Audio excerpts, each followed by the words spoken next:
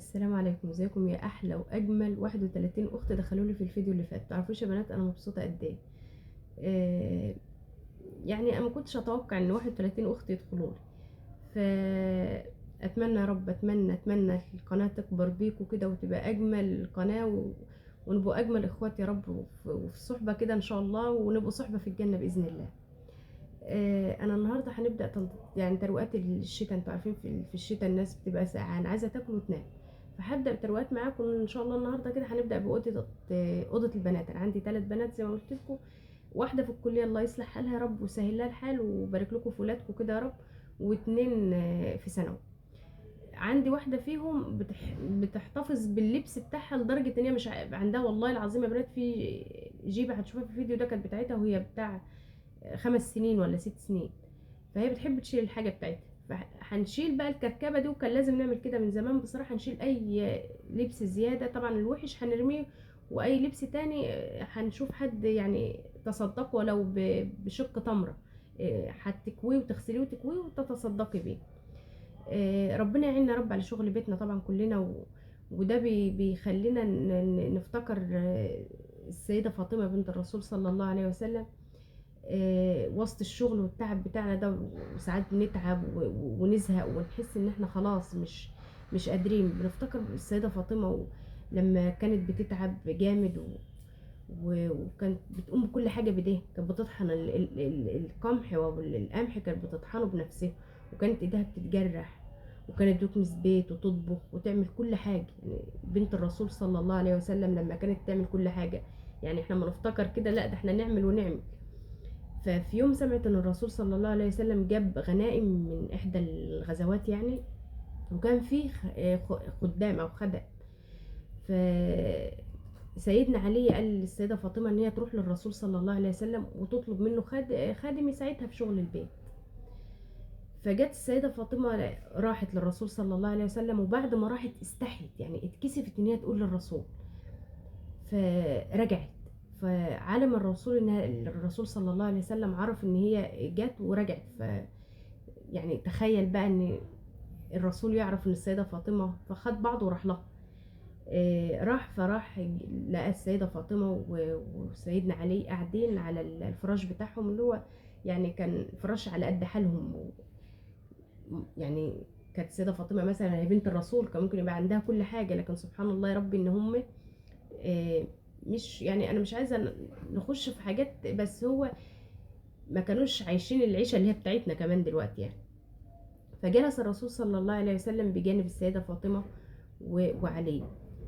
آه، فجلس بينهم وقال لهما بكل حب كده وحنان: ألا أدلكما على ما هو خير لكما من خادمة؟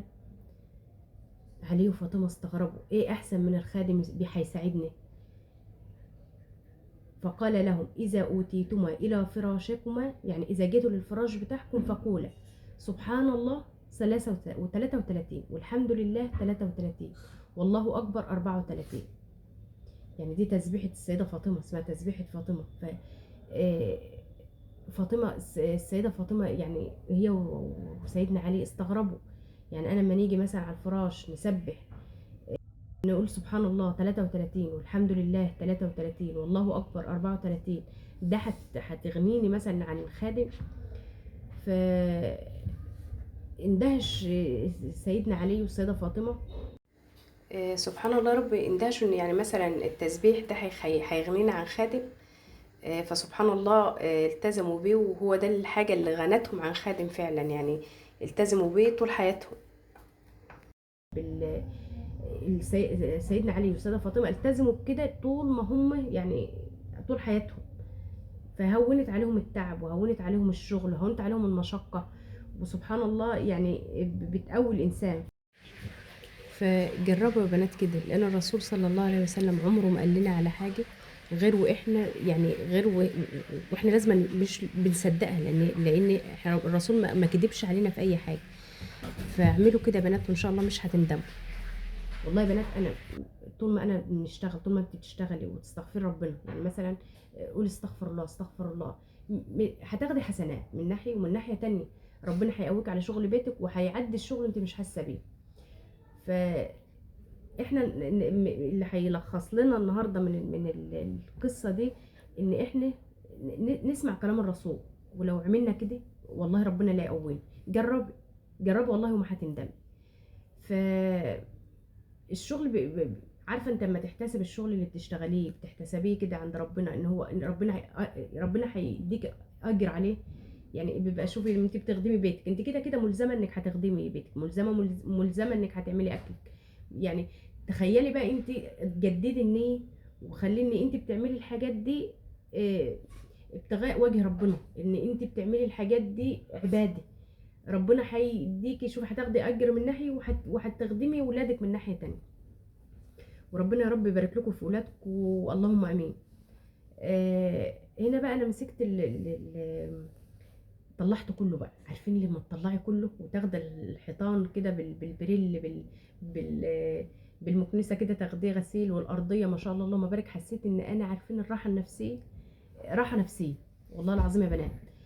اي كركبه في البيت تخلصي منها بتبقى راحه نفسيه. بعد كده بعد ما خلصت المساحه دي جميله يا بنات. بعد ما اخلص بالمساحه بقى بحط شويه معطر كده وبسحب يعني بمسح كده. هي المساحه اصلا مش بتخلي ميه خالص. وطبعا انت بتبقى مطلعه المرتبه في الشمس، هي والواح الخشب، وتاخدي بقى عارفه ريحه النظافه، عارفه الهدوء.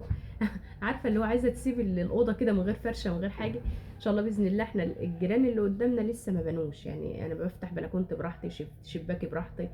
ان شاء الله باذن الله ربنا هيكرم قبل ما يبنوا كده هنعمل ستاير باذن الله. هنا في البتاع اللي انا وريته لكم ده بنات، اسمه لعنه فراعنه. لعنه الفراعنه دي بحطها، تحط يعني مثلا بعد ما تخلصي حطها على الخشب، او ممكن تحطها تحت المراتب وعلى المراتب. هي ملهاش ريحه خالص ومش مضره خالص، ما تخافوش.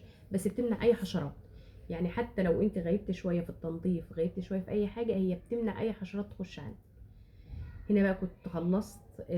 والله يا بنات، عارفه الصحيان بدري ده متعه بصراحه. يعني تصحي بدري بتصحي بدري، بتخلصي حاجتك بدري. يعني انا هنا صحيت بدري، خلصت حاجتي، كانت الساعه حوالي 10. كنت صاحيه 6:30، صحيت ولادي 6:30 اللي رايحين المدارس ولبسوا ومشوا، وانا اشتغلت. الساعه 10 كنت مخلصه. طبعا هعمل اوضه باوضه. خلصت طبعا، كنت هعمل الغدا بس للاسف كنت هعمل غدا معاكم. يعني انا عملت الغدا لان انا جوزي صايم النهارده.